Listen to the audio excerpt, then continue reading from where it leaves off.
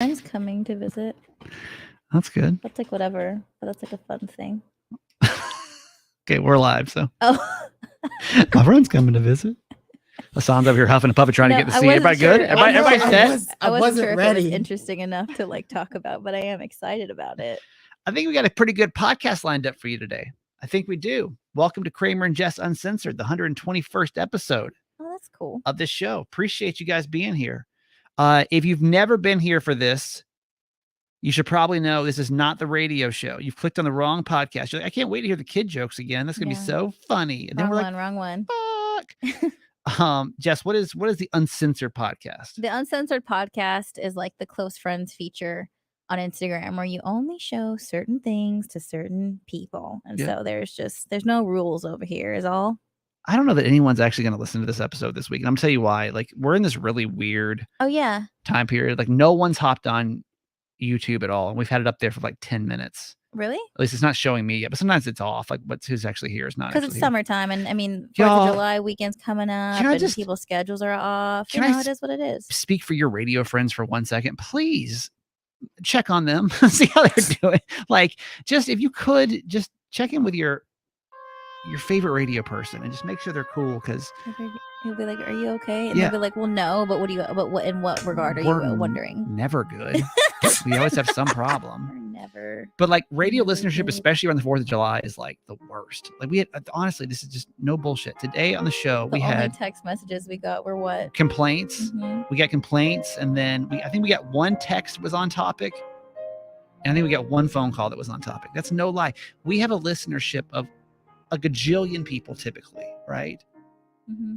This morning we got we got 2 calls. But I'm not mad about it though. I understand it. Like it is what it is. Like if you were on summer vacay, like I'm not gonna turn on the local radio station and see what's happening. Yeah, so like live your life. I'm not even mad at you. I'll be sleeping too. But you know what? Oh please. I will be sleeping. Erica's here though. Erica showed up to YouTube today. Thank you, Erica. This is what I'm talking about. Melissa's here too. What's up? How are you? Happy to have you guys here. So yeah, we do the show on YouTube live too. If you ever want to come and just check it out, interact with us. So just Erica and Melissa today. That's and it. The 3 of us. It's literally, it's just the squad. And I'm fine with that. It's fine. It's okay. I want to tell you my plans for the 4th of July. I'm actually lying about my 4th of July plans, and I'm not sure if I'm going to regret it. Who are you lying to? I think though that you, of anybody, just will understand that there comes a point where you just don't have it in your soul. Mm-hmm. Okay. And I'm lying to my family just so I don't have to go home and spend the 4th of July with them. You asshole. It's bad? Yeah, that one's bad. So my family, every time they bring this up, I don't show up. And I always have like a different excuse of why I can't go. So my family's putting together a 4th of July reunion with like all of my family. Like all the Yanceys. The whole Yanceys, the Stantons, which is my the Yanceys, the fancies, you know what I mean? The Classies. All the white people. All the whites from all around. The Smiths, the Joneses, the Johnsons. The Johnsons are all coming together. The Clarks. The whitest, the whitest like people on the face of the earth will be getting together at my family's house for the 4th of July. Yeah, but your mom loves it, and show her some respect. She does, and it's important to her, right? Exactly. Let me tell you the last thing I want to go do. And I love my family, but the last thing I want to do, is go to a family reunion ever. In the heat. Ever. In the heat. I'm assuming it's like crazy in Georgia right now. Honestly, even in the cold, I don't want to do it. Okay. Even if it was a cool 72 with the breeze, I still wouldn't want to be there. What is wrong with you, dude? I don't know. So here's this. So my family plans this. Sad for you. They send out an email like in April, or I guess it was like April. They're like, hey. Oh yeah, that's so crazy. I wonder what that's like. Yancey family reunion. Getting an email for like a family bash. It sounds so nice. Everybody's got to bring their dish. Yeah. You got to sign up for your dish. Yeah. Wow. It's the whole thing. And I didn't respond to it because this is when my brother and my sister were not doing well either, you know. And I was kind of hoping we would stay not doing well. Wait, so I could when did it start? When was the first email starting? I'd have to go back and look, but I'm pretty sure it was in April. Damn, it's June. It's basically July right now. 3 months ahead of time. Yeah, giving you clear time, giving you no excuse to not make it. Y'all, no bullshit. Family lives all over the country, and you guys all meet up, and they're all showing up. You guys do this once a year. It's not usually once a year. It's like once every so many years. Yeah. That's so fucking cool. So I everyone's like, I could read some of these emails. Me. It's like, I live in Washington State, but we're gonna fly us and the kids in so that we can be a part. Like so many different. One person's like, we have to change our vacation plans, but we'll totally make sure that we're home so that we can be there for the family reunion. And so literally about I don't know, maybe 2 or 3 weeks ago, my dad reaches out to me. He's like, hey, what the fuck is up? Basically, like, you didn't respond to any Yeah. of the emails. My dad, for some reason, still, even though this is probably be 20 people there, they still want a very clear RSVP. Like they have like an because I'm evite. sure there's no maybes with how y'all operate. No, like he's you like, need to know the exact napkin count. you have not RSVP'd for the family reunion of 20 people. You need to make sure that you say, and I really hope that you're able to come. And I'm like, yeah, dude, your dad, after all the shit he's going through right now with cancer. Yes, so my dad, in case you don't know, my dad's going through chemo right now. Yes. And it's Kramer. I haven't seen my family since Steven. I'm the holidays. kind of upset with you right now. Okay, listen to what you're saying. On. Listen to the words that are actually coming out of your mouth and let it resonate. Let me break this down, okay? Because what's going to happen is I'm going to fly into Georgia. It takes about an hour and a half to get to my family's house. My family doesn't act right when there's some type of an event going on. As no one's family does. Nobody does. No one's family does. You're preaching to the choir. Is it the same? It's not supposed to be smooth sailing. It's just not. Does your family get the same way where, like, if there's some type of event going on, shit's gonna go down. It brings out the absolute worst in them? Yeah. No. Like, they don't act that way? I was gonna say, I thought that was just white people. I have no idea what he's talking about. Is it about. white people? No, it's probably just white people or California people or whatever. I think it's just a hiccup. I think they're always, I feel like I feel like whenever there's like a big gathering of everybody and you're getting all these personalities together, all the adrenaline, all the excitement because you don't get to see anybody. Right. Okay. I think you just mentally prepare for a little hiccup. So it can either be a huge, massive blowout fight and like it may get physical, or someone just gets too drunk and then you got to put them away, they throw up all over your sister's stuff. Okay, something's really wrong here because I have never seen any of these at family reunions. I've seen hiccups. Yes, I think that's a hiccup. Is that are those the two things I listed? Are those not hiccups or that's? I don't think people vomit that's usually trauma. at family reunions. That's trauma. Yeah, that's not, Well, that happens at my house. Again, trauma. And then what Kramer is saying, that's trauma. Well, what the hell? See, the drunken thing depends on the it depends on the side of the family. Yes. Yeah. Okay, but my family gets so worked. Like my dad and my mom get so worked up trying to get everything just right. I know.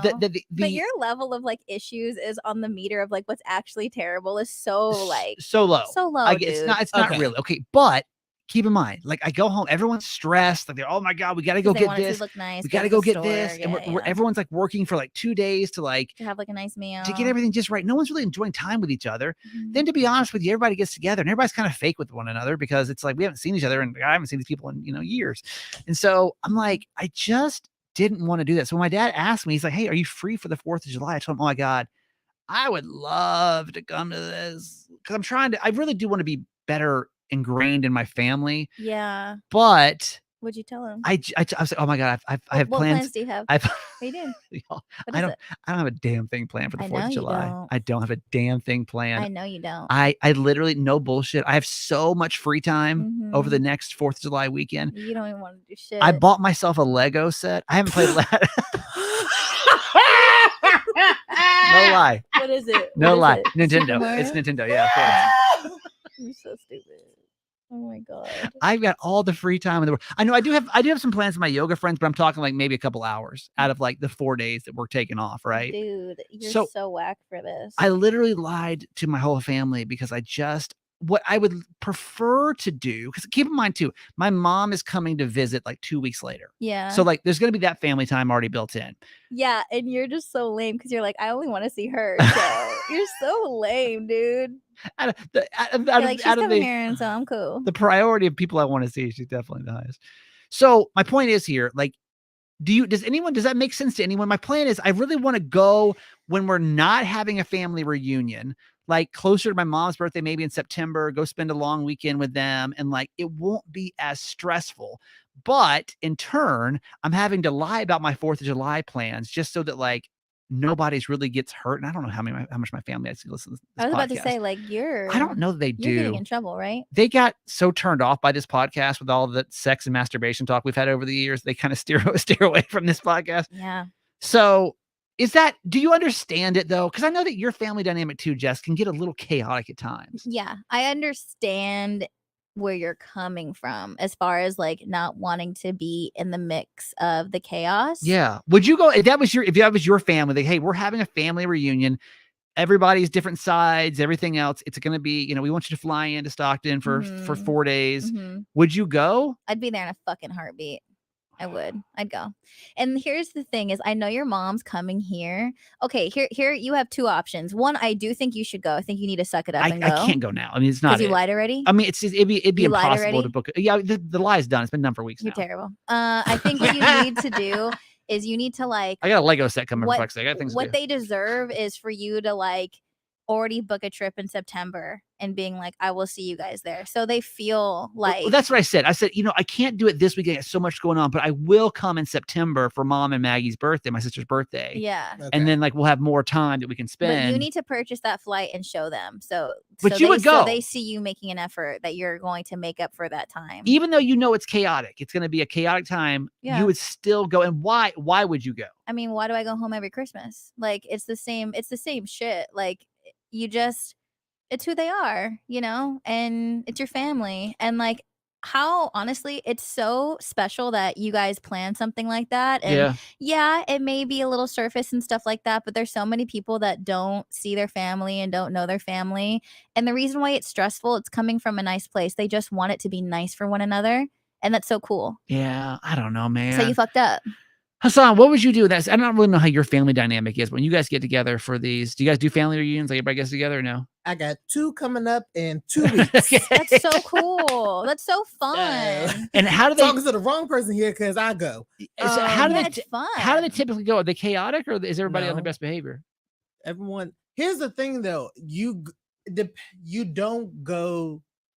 Me personally, I only go and socialize with the people I'm cool with. Yeah. If I'm not cool with you, I'll speak to you. How good to see you. And then I turn my ass away and go somewhere else. So there's tension. No, there's no tension. It's just I don't fuck with you. So why should I talk to you for longer than hi? Is that the same? Is that the same with you, Jess? With your family? So there's always someone's mad at somebody always in your family. Yeah. Do you feel like people still show up and they're just like, oh hi, and the tension is just? Well, for a while it felt like that, and now they're just not invited. So you just don't invite the people that? No, because at this point, because like when you can't get to the point where you can just do a hi, it used to be like that, but now it's not like that. So now we don't mix anymore. Wow. Okay. Because it's just not a good situation for anybody. Okay, so for you though, so you go to the family reunions. Do you feel like it's because you want to, or you feel like it's because you have to?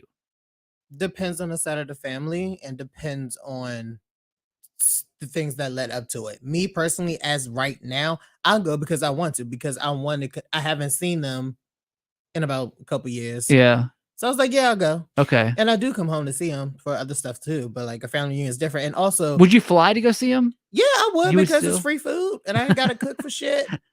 Listen, I don't think you should like try to like. I feel it is free food. I mean, if you got to pay $300 for an airline ticket, ain't free. It depends on where I'm going. If I'm going to Georgia, I'm probably going to drive there because I'm going to stay at my cousin's house, and then we're going to go to the club afterwards. So it depends on what you're talking about. If I'm going to California, hell yeah, I'm driving to California. I'm flying to California because I'm not driving to California. Yeah. But you would.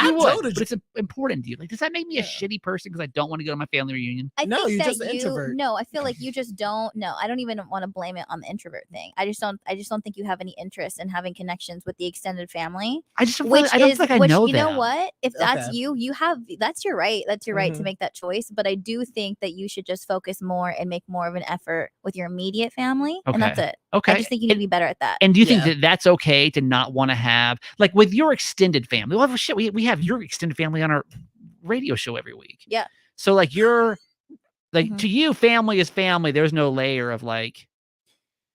Do you feel like you know all your family and you spend like energy on all of them equally? No, I think there's family members that you're closer to and that you only see when you're at home, and that's okay, And I feel like you just want more quality time, but that means you need to make a genuine effort during that quality time. I don't know. I feel kind of guilty, but I just do not want to go to it. And again, even if it wasn't 4th of July week, I still you just don't want to go. I just don't. But just go in September and like be in a good mood about it, and like don't be a grumpy pants when you're there. Better mood about it.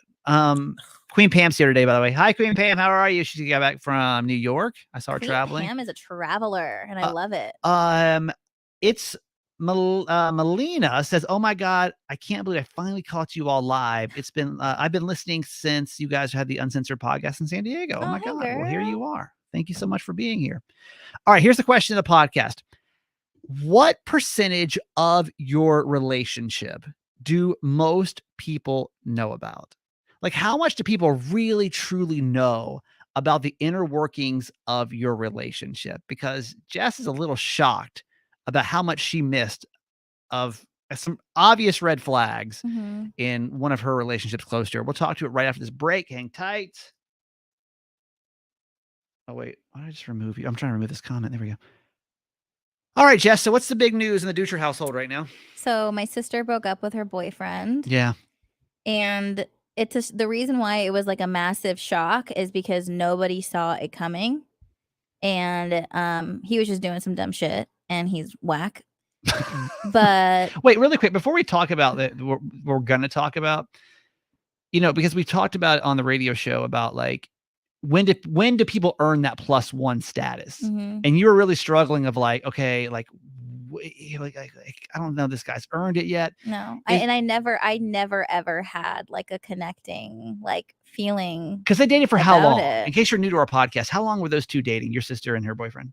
Officially since February. Okay. And so when did she ask you if he can come, or when did that even come into the equation? In February. Oh, so it was already actually no, it was in January. They weren't even official yet. Oh wow. So she was like, oh, congratulations, and by the way, and Jess has talked about it pretty openly that like she wasn't sure like if she should give this guy a +1 because it's and a lot of people got onto you. Yeah, a lot of people were giving you shit. People were so mad at me. They were being mean to me. I was getting like direct messages like, "How dare you? That's so rude." Blah blah blah. Like every single person should get a +1. Blah blah blah. Right. So, is there any part of you now that's like, fuck yeah, I told you so? Like, hallelujah. Are you willing to be petty in this moment? Because I know it's really sad, but before we get to like the sad shit, like, is there any part of you, like, or what? I know there is, because I know you. Okay? I'm not being petty because I said it to her already, and I was like, I just want you to know that the answer was no, and it was still gonna be no, and it was never gonna be yeah. And like, girl, I just had a feeling deep inside my core, and she was like, "You right." So you won that one. You feel good about it. I don't want to say I won. I just want to say when people give me shit about when I have feelings about people, can you just let me have my feelings about them and let's see how it plays out? I don't, because I was correct about back to back. Thank you very much. All of your best friends, by the way, you absolutely have hated at one point. But it was like a different disdain. There's a difference between like, I don't have a good feeling about you versus like, I don't know you yet. And then it was like the same, like, why don't I have a good feeling about this person? Did you like her ex-boyfriend? No. What's up, son? 2 questions. One, when she told you that they broke up, what song did you play to cheer you up to like victory? Like, what song did you play? Because I know you picked the song. What song did you play? I did not. I was just not on the phone with her, but like private. You was like, no. I knew they was gonna break up. I'm gonna play this song. What was sad to? No, me and Garage were playing like breakup songs after the fact. That's a thing. I knew it. We were just like, we're like, fuck this guy. Yeah, so we were on the way to the gym. That's so stupid. Wait, so what percentage when your sister told you were you like told you so to being sad for her? Like what? 100% sad. Like the me saying that was at the very, so the conversation is like obviously a roller coaster of emotions. Sure. And then finally at the end when like we circled back to where we're able to kind of like joke around. Yeah. To make her feel better. It was like us and like two of my friends on the phone, just like trying to like get her through this. Right. And yeah, no, there's no pettiness here. There's no like I told you here, like none of that. Okay. So here's the part that we want to bring up today, because I think Jess is a little naive to the reality of most relationships. And maybe I'm wrong, because I've only been in one long-term relationship, right? And I know shit. There were a lot of goddamn secrets behind the scenes of that thing. So explain what happened, and like we'll get to the question that we have.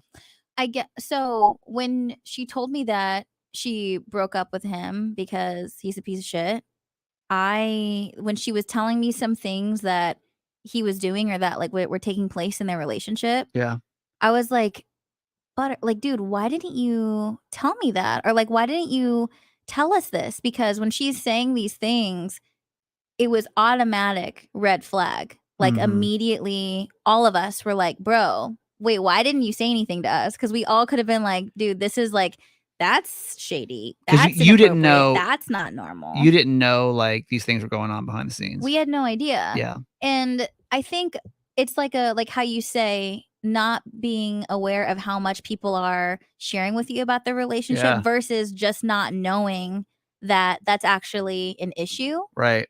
So it was just surprising, and I hated finding out because I was just like, oh my God, I would have told you immediately, like that's not okay. Because you only heard like when your sister talked to you about this relationship.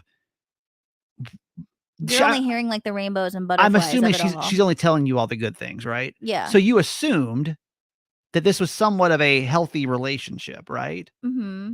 So I just assumed that he wasn't being shady because of the way it was being portrayed. She was presenting it, right? Yeah. So the question that we're going to talk about today is like, how much of your relationship do most people honestly know? Mm-hmm. How much of your relationship, and YouTube chime in on this too, if you had to put a percentage, like, because no relationship is perfect. No one, and I'm not expecting everyone to be like, oh yeah, like, well, they know everything, everything's fine. Or like, I don't expect most people every time you get into a fight to have to like, or if there's an issue in your relationship to have to like tell everybody. I mean, it's only what Jess and I do, but most people don't like sit here and say, oh my God, like we're having all these issues in our relationship and everyone should know about this. Can't too. Like a part of that is like just not healthy to like literally share every single piece and every single detail for your relationship. I would say when I was married, y'all only knew probably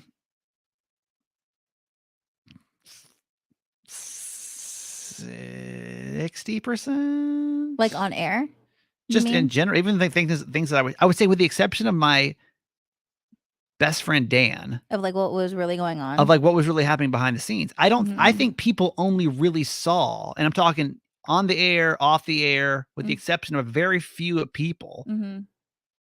I would say you only saw probably 60% of my relationship. But I will say this too, like a part of me. And another, it's like I felt like a sense of guilt because I wish I was there, because I know that if I would have like been there in person and would have met him in person, I would have fucking felt something. And I could have said something because even before she even said anything, I always felt some sort of reservation. And this is like the wedding guest. This is completely out of it. This is even before that. Yeah. There was just, I don't know. I could not put my finger on it, but I was just like, just something she would say, like, I don't know why, but I'm just on the fence about it. And I never expressed that to her too, because it's like I didn't want to do that. Right. And with you, for you to say that, like, it was obvious, and I don't know if you were aware of how obvious it was. Yeah. That there was like definitely some energy that you could feel even before you were like open about like we're struggling and we're having issues. Like being around you guys, sometimes you could feel that there was like this sense of like disconnect, kind of fakeness, and like overcompensating. So that's what I felt like, sad that I wasn't there, because I feel like if I would have seen them together, or at least because like seen them, even when her ex-boyfriend was like trying and they were in a good place, I was just like, So let's go back to the relationship before Garage Boy. Yeah. I mean, I didn't even, I like literally, and I consider myself a pretty good judge of character. I do. But every now and then some people slide in and I'm like, wow, I did not see that one coming.